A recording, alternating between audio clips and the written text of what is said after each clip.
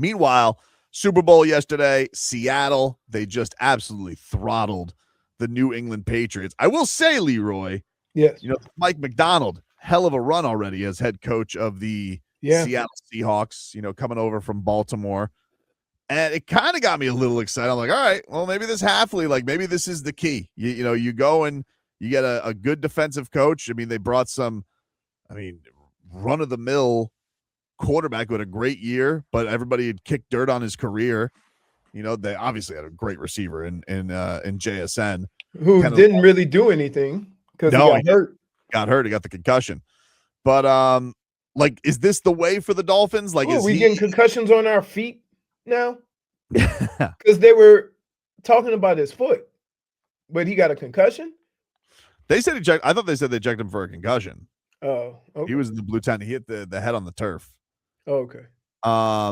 But yeah, I was watching Seattle and I was looking at the defensive line and I'm like, I want that. I want just a bunch of centaurs and rhinoceros up front to just absolutely mow people down. And so nobody has a chance in hell. So one of the things that I've said to you for a number of years now is that every time you get to the playoffs, into the Super Bowl, those teams are built a certain way, inside out. More often than not, we're talking about the lack of weapons outside versus having too much outside. And we're talking about, and we're not talking about where the sausage is made, if I can put it that way. Football teams start with offensive line and defensive line. And I want you to look over the last couple of years in college and the NFL and tell me what you talk about. You may talk about a quarterback. You may talk about receiver. You may talk about run game. But if you get down to it, you're talking about the offense and the defensive line.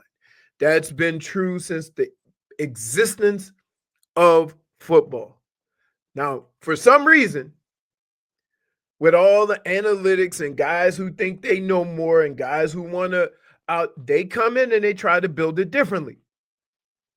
But if you go watch Super Bowls, if you go watch national championships, with all the great play from quarterbacks and from wide receivers and from running backs, it all boils down to one point. How strong is your offensive line? How strong is your defensive line? And Seattle just did that. We don't know how good Sam Darnold is. We don't. But guess what he is? Super Bowl champ. And enough. Who are you talking about? Defensive line. Offensive line.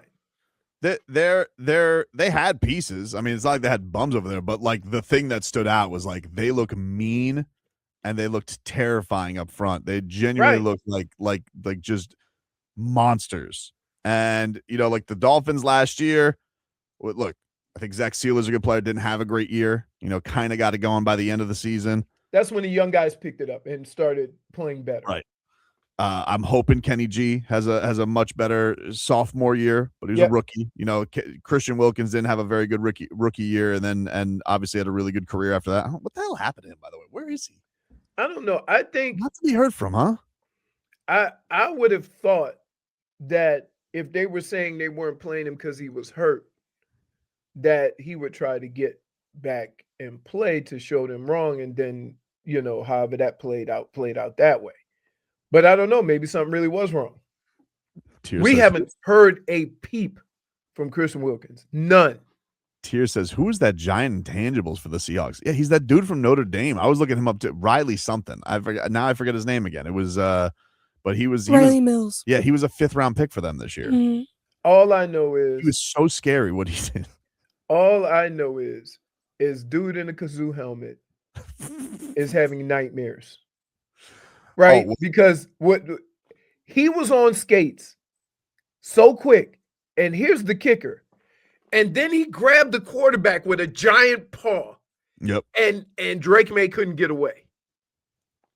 It was crazy. I'm hoping that these guys can now. I don't know about like pure because I don't know. Like, what do you make of like do the Dolphins?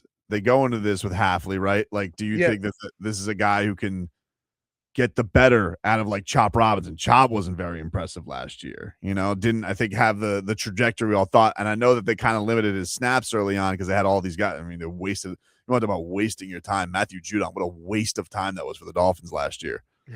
So hopefully, this is a better season for Chop because I think we were all kind of excited for him by the end of his rookie year. And Sometimes with young players, it's as simple as this. You have a guy that comes in with a defense that's easier to understand, and you can do more playing than thinking, right? And sometimes it's as simple as that.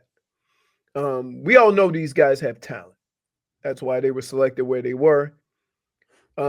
Sometimes you get into the NFL and things are so complicated to you that you look very like you can't just relax and play.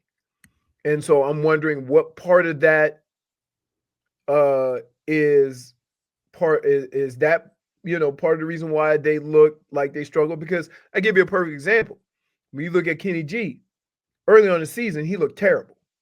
And as the season went on, it almost looked like as he started figuring out what his responsibilities were on certain defensive calls, he was able to play a little bit better. So I don't know what part of it is. It's not ability. They all have ability. But what part of that is too much thinking and not enough playing? And I think that's one of the things that when a new coaching staff comes in, they'll try to figure out is like, okay, can he do this or is he able to do a multitude of things? Now, if he only can do a couple of things, that's going to kind of limit his time because they're going to say, we can only put you in for these situations. The offense is going to figure that out. I think he's got like I do think that they got. I don't know if they have like the standout star yet, but I do think they have something to work with. I don't think he's coming in here with a bare cupboard on that side of the football. Right. For the offense, I don't know. I mean, like, who knows? The offense is such a mystery right now. We don't know what they're going to do with quarterback. We don't even know who's going to be back on the O line. We know Devon Achane's probably going to be here if they sign to an extension. Why wouldn't they? It's still a little bit more of a mystery on that side of the football right now. I think part of the problem with this. Yeah, go ahead. No, I'm just saying the bones of the defense starting to be there. I mean, the secondary kind of needs to be remade. Yeah. Well, and again, the only reason why the secondary was really, really, really exposed is because you weren't getting to the quarterback. So those two work hand in hand. And I would also take it a step further to say that look, a lot of this, what this new coaching staff is going to have to do is separate strengths from weaknesses and then try to design something around that while also understanding if you kind of pigeonhole a guy and say all he can do is this, the other team can figure it out too. So you have to coach him up to be able to do other things. And as far as saying, and I'm not of the belief that this guy's bad or this guy's bad or this guy's bad. Sometimes you're in a bad situation. We just watched a quarterback win a Super Bowl that played for 5 different teams. And he never really got his groove till he got on 2 good teams. Minnesota last year and Seattle this year. And he ended poorly with Minnesota. He had a bad game. In Seattle, he played the same way this year and won the Super Bowl. So I'm not one of those guys to totally just dismiss talent. And I think that's the part of it that becomes difficult because there's guys that we didn't see play well, but we don't know why. And the coaching staff will figure that out. Take a break here on the program. When Leroy and I come back, he'll hand out his game balls and game bums next. And for Leroy Horde to hand out his game balls and game bums from the weekend. What do you got for us, Leroy? My game ball is going to go to Sam Darnold. I love when athletes get some get back. I love to see guys go through a struggle and come out the other side. It's a cool story, and it's also my way of getting at the gym because you called that guy a bum. Maybe he just told you, "I'm not the bum. You're the." Uh, my game bum goes to all the people who can't turn on the TV. Oh, my bad. I thought that was me. Who can't turn on the TV and just enjoy stuff, right? There's a lot of people that went in the halftime show, Mm-hmm. and what they did was before. Hey, Leroy, why don't you That's like? me. Got it. Yeah, you were like, I was for some reason, I was in 2 StreamYards. yeah, it was weird. Okay, now Yeah. it sounds better. Now it sounds good. I Okay, it just was weird. realized when I looked at my bar up top. Why don't you restart? Give us your game ball because I don't think people heard you. Okay, At least on the so radio, they didn't. I right, think maybe on so a my little game better ball on. is gonna go to Sam Darnold because I really enjoy, seeing athletes who go through some struggle come out the other side and have some success. Yeah, I think it's a cool story. We were all, a lot of people were praising what New England was doing or whatever, and we just kind of lost the Sam Darnold story and what he did last year because he had a terrible ending. And now to be a Super Bowl champ, and I don't think there's ever been a quarterback to play for 5 different teams and win a Super Bowl. So, you know, if it's not a record, it should be. right. It's just one of those stories that, you know, you really I mean, the last guy we praised like this was quarterback from the Rams, Kurt Warner. Kurt We Warner we was a cool celebrate his story. story. Oh, he was doing groceries just last month, Nick right? Foles was a cool story. Yeah, it's really cool to see that, and I know it's a team thing, but just to see him have some success when everybody was basically throwing dirt on his grave like 2 years ago, right? So that's a cool story. Plus, it gets back at the Jets Yeah, because definitely. because It was a great day. Sam Darnold was saying it wasn't me, it Yeah. was you. Look, the Dolphins have their own issues. Been 26 years.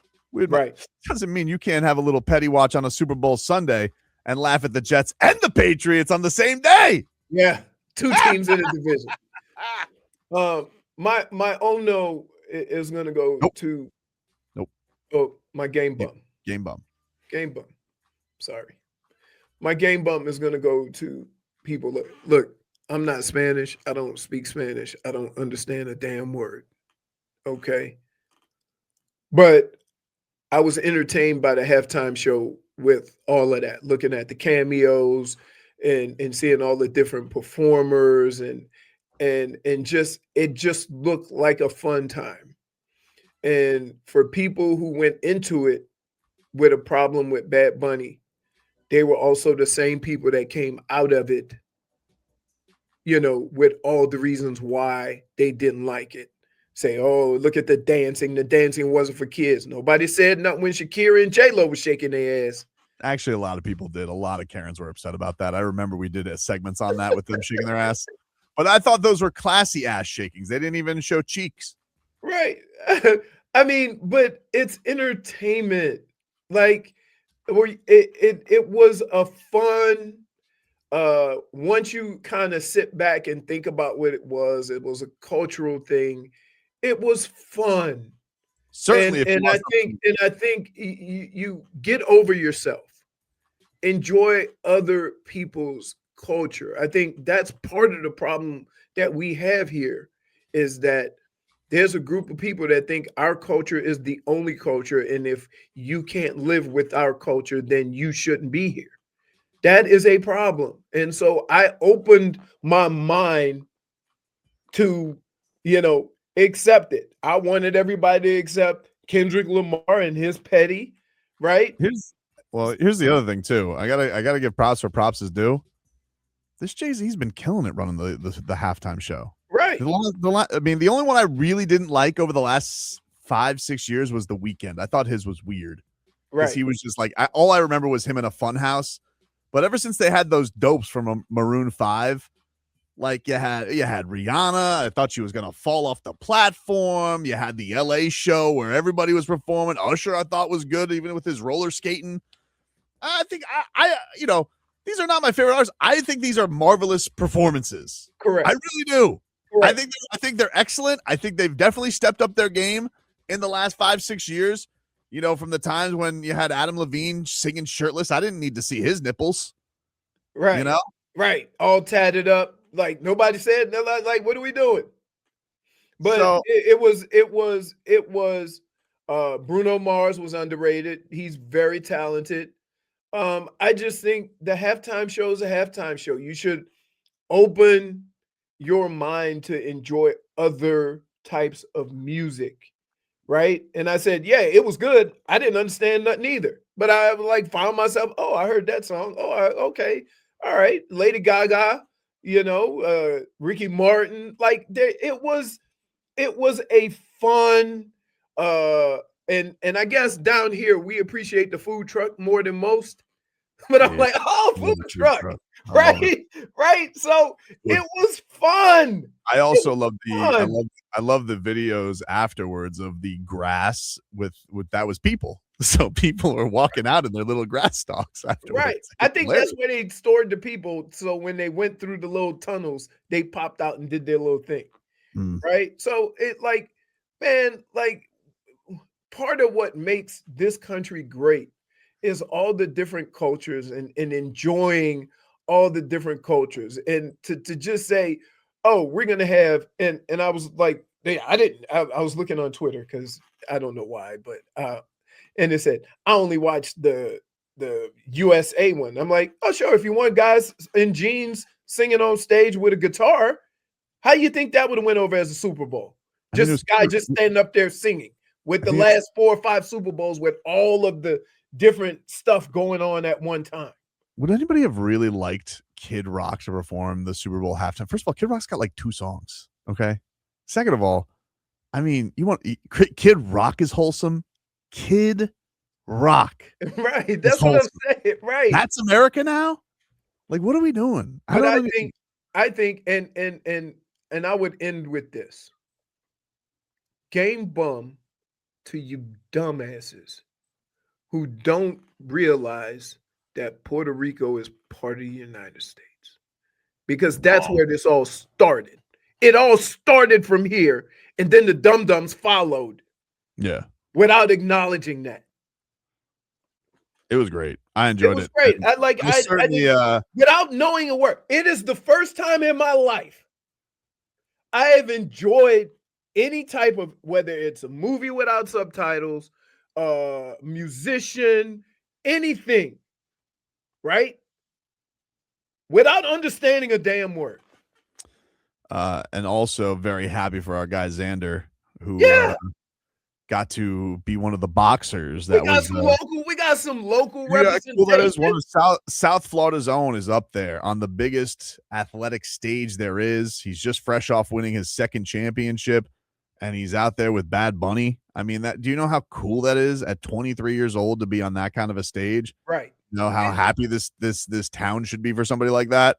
Not only that he's one of the world champs, but now he's on the world stage like that. I just thought it was so cool. It was And actually it was cool. and honestly, I don't really want to spend any time convincing anybody because I Right. feel like it's a waste of breath. If you want to be in your life, you want to be upset about things like this, like halftime shows. I thought it was ridiculous when people did this to Shakira and J Lo. Oh, I think one of the coolest things was he had an American artist that went out there and honored him by playing his music. Yeah, Right. And I think that's just cool because that means other artists appreciate this man's greatness. And so we're going to go out there and support him and help him with his music. I just thought that was cool.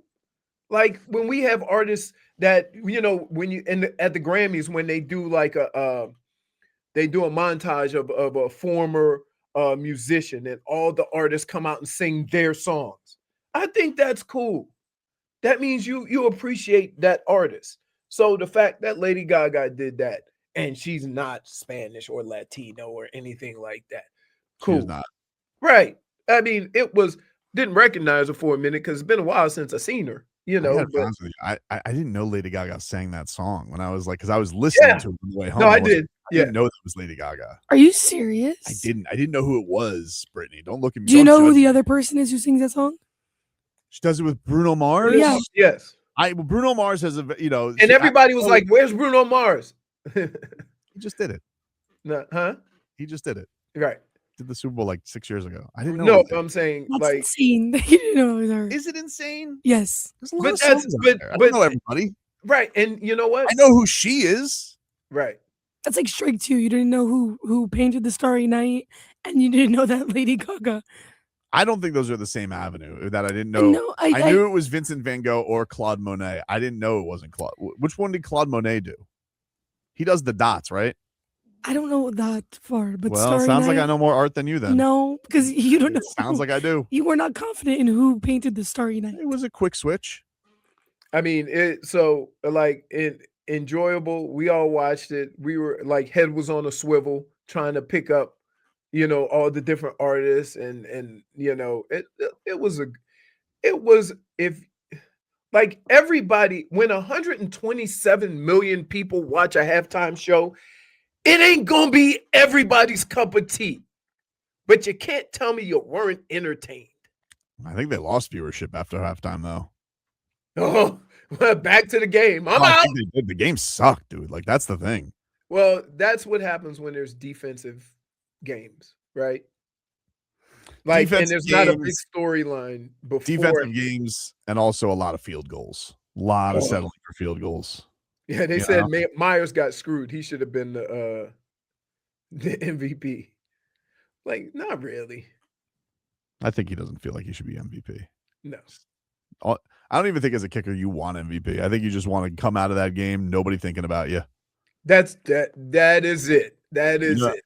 That's exactly how Will Campbell wants to feel. And instead, everybody's like, hey, where's that left tackle? Where's that turnstile? Well, what about that guard? Kazoo got it bad, but Will Campbell, I think, gave up the most pressures this season. I think he gave up 14 pressures him. I mean, the two teams that they played were 1 and 2 defensively. Yeesh. I mean, you went Denver, who has a hell of a pass rush, and then you went to number 1 in Seattle. Now, what's amazing to me, how Seattle won the Super Bowl and then watched the Rams score 30 points on them. That's amazing. How good are the Rams in their own division that's the only team that could score on them. Fins Up says, I still can't believe Sam effing Darnold is a Super Bowl champion. It's weird. It's weird, right? Does it give us all hope? Does that give us all hope that one day? Or no, just the Dolphins are going to be in their own. Well, here's what it gives me hope with. I feel like it should give everybody hope. Here's what I took away from it. I took away from it was this. Sometimes a change of scenery, right? A change of conditions will put people in a different space, right? And help them perform. I don't know how many guys that's going to help, but it seemed like it certainly helped Sam Darnold. Ricardo says, definitely not giving me any hope. Stun Steve says, Tua's going to win it with another team. Could you imagine if Tua wins it with another team? Oh my goodness. What? It was interesting this week though, because there was the story that came out from Adam Schefter talking about the Dolphins are going to look for a trade. It was a story that it was like the Dolphins and the Cardinals are going to look to trade their quarterbacks. I was like, for each other? And it was like, no, they're just looking to trade their quarterbacks. I was like, oh, that's not fun. I mean, first of all, let's be realistic. You saw the two quarterbacks in the Super Bowl and the lead up to the Super Bowl in the AFC and NFC championships, right? It wasn't the greatest quarterbacking we've seen in playoffs, other than Stafford. Because it was defensive, There were some bad weather games too. I mean, like there was some rotten weather, which Tua would not stand a chance in. Right. But no, he wouldn't. Brittany's like horrified even thinking of the idea of Tua in the snow. But watching quarterbacking this playoffs, what in the world would lead you to believe that you should go out and get a 5'9" quarterback? Oh, no. You see what I'm saying?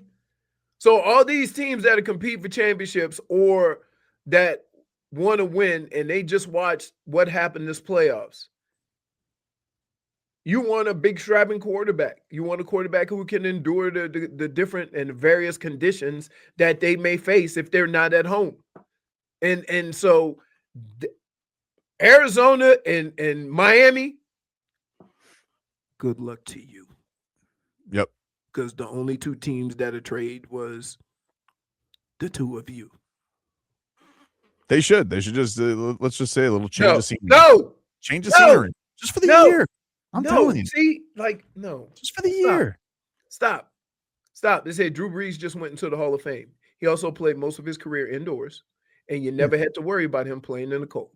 Think about it. He played in a whole division that damn near played indoors. Yeah, you're going to have an anomaly. Like, you could do the same thing with Tom Brady. Like, but most of the time, probably going to want somebody. Purdy was the last play picked in the draft. Okay, like let's not, like, there are exceptions to the rule. Not saying that. Any 5'9" quarterbacks? Pavia. No, I'm talking about 5'9" quarterbacks Hall of Fame? playing the Super Bowl. Drew Brees is 6 foot. I'll look that up. I'll see who the shortest quarterback to ever start a Super Bowl is. I would imagine it's him. Russell Wilson. Whoa. That's Whoa. that. Sorry, it's either Russell Wilson or Drew Brees. Mr. Unlimited. And neither one of the two quarterbacks we talking about throw the ball like either one of them. I think if you say Russell Wilson's name like that with your gravelly voice right now, I think it would give him more street cred, the street cred he's so dyingly looking for in his career. Right. I'm Russell Wilson. Somebody said, let's not pretend Sam Darnold was making good reads all game. I think Drake May was the better quarterback.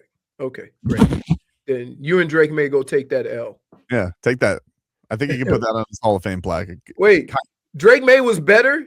He's the one with the pick six and the terrible pass in the middle of the field to nobody. Dude, that was crazy. But the best part was how they set it up on the broadcast when they're like, they're starting to catch a rhythm here, Chris.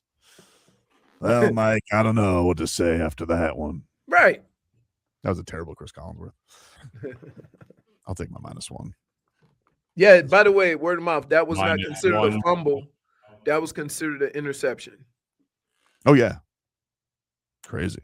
Dade South says, how did Tobin feel seeing Ronald Acuna with Bad Bunny? I was just surprised he could get through it without getting mad because people were so close to him. You know, he doesn't like my goodness, right. When anybody gets too close to him, he gets a little I can like a lot of people not like Ronald Acuna because he's sensitive when anybody pitches near him. Got so mad at Jose Urena. He's just being Jose Urena. He has no control. Swears like anytime you pitch near the guy, he's like staring down. Right, he want to fight. No, he's just a mediocre pitcher, Ronald. That's all he is. I love the way guys get mad at pitchers that's thrown at them and not acknowledging that they're just bad pitchers. Right. It's just not good.